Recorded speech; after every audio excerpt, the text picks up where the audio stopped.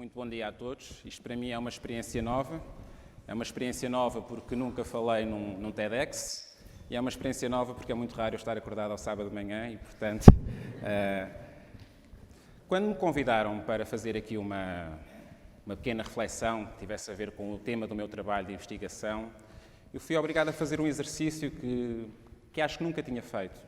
O exercício era revisitar todos os trabalhos de investigação que fiz no sentido de tentar responder ao reto que me foi dirigido, de trazer uma ideia inspiradora ou surpreendente. Eu fiz esse exercício e, como podem imaginar, confrontei-me com um rotundo fracasso. Mas confrontei-me também com dois desafios. E é esse fracasso e esses desafios que eu quero partilhar aqui convosco. Vou-vos falar um pouco desse meu trabalho e desse trabalho que eu tenho desenvolvido. E, como vocês verão, incidem sempre sobre temas muito leves, muito tranquilos e muito pacíficos. O primeiro trabalho que eu realizei relacionava-se com a questão da cegueira, com as experiências das pessoas cegas.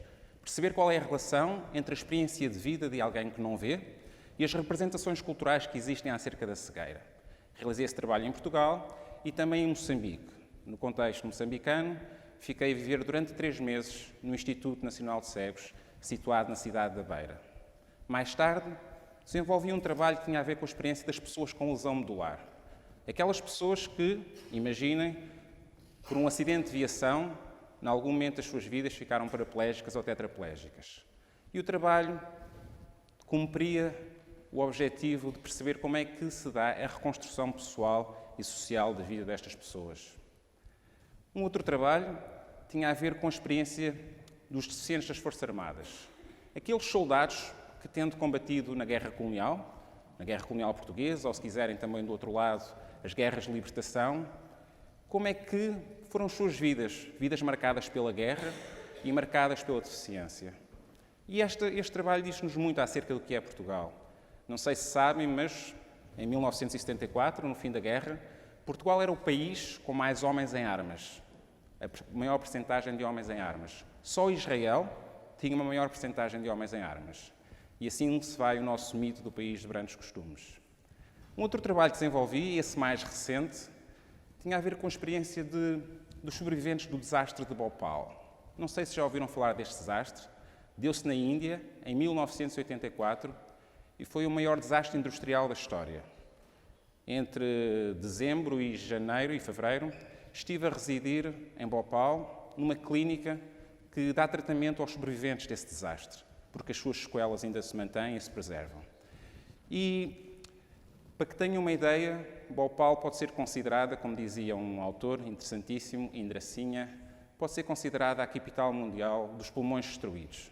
Praticamente em Bhopal toda a gente tem asma, ou uma grande percentagem de pessoas tem asma. Como me dizia uma pessoa que um dia eu entrevistava, quando me levou para a sua casa, deixe-me só parar um pouco nas escadas, porque você olha para mim e parece que eu sou saudável. Mas a verdade é que aqui, nós em Bhopal, é como se vivêssemos em corpos mortos. E, portanto, este confronto entre a invisibilidade daquilo que as pessoas viviam e o sofrimento que carregavam foi muito instigante nessa experiência que eu tive em Bhopal. E, portanto, a minha ideia era trazer-vos uma ideia inspiradora que tentasse agregar, que tentasse recolher algo de mais, extrapolar algo de maior acerca destes trabalhos. E a verdade é que cheguei a uma conclusão. Não tenho nenhuma ideia inspiradora, surpreendente para vocês. Poderia dizer, talvez, e isto não é dizer muito, que existe uma tendência muito forte para que as experiências daqueles que sofreram alguma vulnerabilidade corporal, aqueles que têm deficiência, aqueles que têm um corpo determinado como diferente, tende a ser perpetuada como tragédia. Não pela tragédia dos seus corpos, mas pelo modo como as sociedades em que vivem produzem exclusão social perante estas pessoas. Pessoas que têm menos voz, pessoas que têm menos recursos e pessoas que tendencialmente são desqualificados. No fundo, nós estamos perante, e podíamos dizê-lo, sociedades que, por omissão ou por uma ativa discriminação, são sociedades que perderam o uso dos seus princípios naquilo que à inclusão das pessoas mais vulneráveis diz respeito. E, portanto, este é o fracasso. O desafio com que eu me confronto e que aqui vos trago é de, como vocês viram, perante estes trabalhos desenvolvidos com pessoas que muitas delas passaram por experiências de sofrimento. O desafio, e não um desafio fácil, é que eu, ao ser depositário destes testemunhos, do tempo que estas pessoas me deram, da generosidade que me deram nas suas entrevistas, do modo como deixaram partilhar as suas vidas, o desafio é que eu não me torne um abutre do sofrimento. O desafio é que eu não use estas pessoas para escrever livros, para fazer filmes, para fazer umas flores no TEDx e que faça do sofrimento dessas pessoas um instrumento que me serve a mim, academicamente, na minha vida, na minha carreira, o que quer que isso seja. E como é que eu tento vencer esse desafio? Eu tento vencer esse desafio achando que aquilo que eu posso dizer acerca das suas vidas, o modo como eu posso, de alguma forma, ser emissário das suas vozes, pode ter o poder de, modestamente, transformar um pouco as situações em que elas vivem. E permitam, nesse sentido, que faça aqui uma lembrança que no dia 3 de dezembro vão-se comemorar os 30 anos do desastre de Bhopal. E 30 anos depois, o sítio onde aconteceu o acidente, morreram naquela noite 8.000 pessoas, morreram nos anos consequentes 30.000 pessoas e hoje em dia há pessoas que ainda sofrem essas sequelas. Pessoas que procuram tratamento, procuram compensações, pessoas que perderam os seus familiares.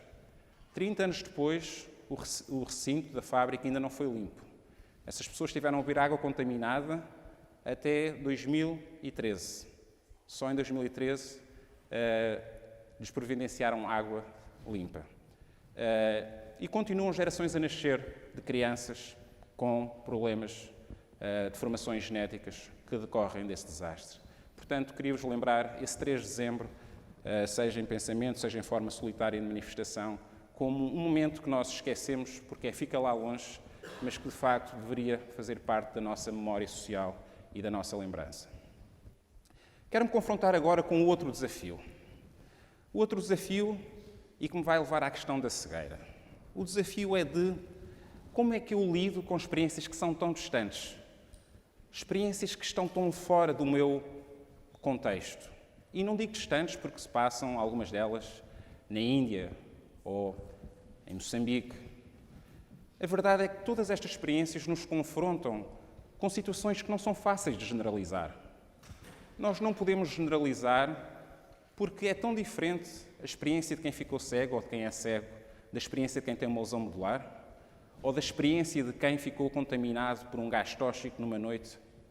É tão diferente a vivência da deficiência em Portugal, ou na Índia, ou em Moçambique. É tão diferente ter adquirido deficiência quando se nasceu, ou ter adquirido deficiência no momento da sua vida, ter adquirido na guerra, ter adquirido num acidente de viação, ou ter adquirido na noite em que toda a família morreu e eu sou o único sobrevivente. São histórias particulares que não permitem grandes generalizações. Mas a distância de que eu vos falo tem a ver com uma outra coisa. Não tem a ver com a distância física das latitudes e das longitudes. Tem a ver com a dificuldade que nós temos em viver a vida dos outros. E para falar dessa dificuldade eu queria falar do corpo. O corpo, provavelmente, como a última fronteira.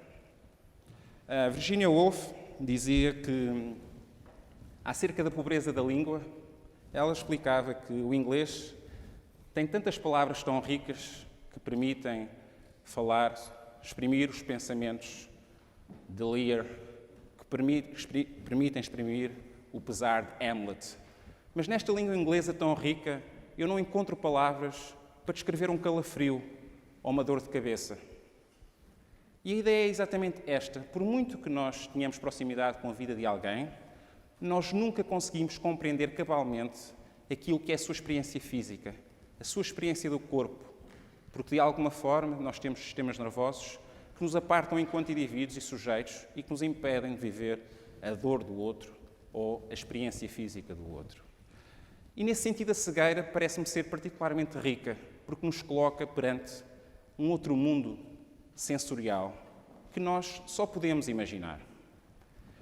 E eu trago este mundo sensorial através de uma citação de Saramago que ele usa no seu ensaio sobre a cegueira, em que ele diz, numa certa passagem, como toda a gente o fez, na sua adolescência, jogar ao jogo do e se eu fosse cego?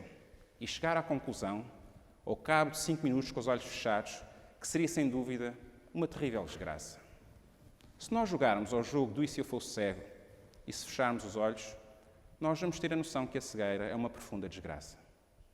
Mas a questão é que o ensaio sobre a cegueira de Saramago fala sobre as heranças simbólicas que nós temos sobre a cegueira.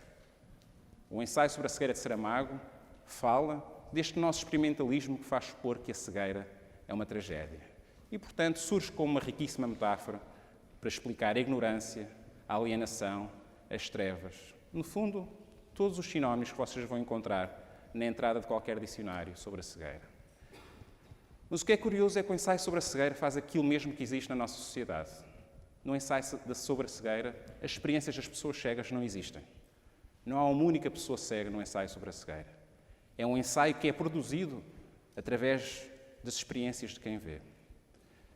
E pensarmos a cegueira como algo diferente de uma tragédia, no fundo, é ouvir as pessoas cegas, é ouvir as suas experiências. Quando eu acabar a licenciatura em Antropologia, eu queria fazer um trabalho de campo e pensei, vou fazer um trabalho sobre a cegueira. E a primeira reação que eu ouvi era, vais-te meter num assunto e num tema muito pesado, muito difícil. Eu tinha 22 anos e, na altura, a minha única grande experiência de sofrimento era ter acabado um namoro, que ainda me está a atravessar, mas não tinha, digamos assim, na minha experiência biográfica pessoal, aquela densidade de dor e de sofrimento que eu achava que era necessário para lidar com um tema tão pesado. Quando cheguei à Associação de Cegos, à ACAP, tudo o que eu vi era que eu tinha um conjunto de preconceitos que pouco tinham a ver com as experiências daquelas pessoas. Aquelas pessoas riam, frustravam-se com os seus desalentos pessoais, não conseguiriam emprego, com uma frequência que correu mal, como toda a gente. E eu percebi então que havia de facto um preconceito que eu também partilhava sobre o que seria a experiência das pessoas cegas. Mas porquê é que nós pensamos a cegueira como uma tragédia? Nós pensamos por uma questão muito simples. É que os nossos corpos pensam. Nós usamos os nossos corpos como tubo de ensaio para ceder à experiência do outro. Nós produzimos uma forma de empatia, que é uma empatia errónea. É a mesma empatia que nós produzimos quando ao ver um programa de televisão e nos aparece alguém que tem uma fratura exposta ou alguém que faz um corte, nós viramos a cara porque o nosso corpo como que reage visceralmente à experiência do outro. Mas nós falhamos na nossa empatia. A nossa empatia induz-nos em erro.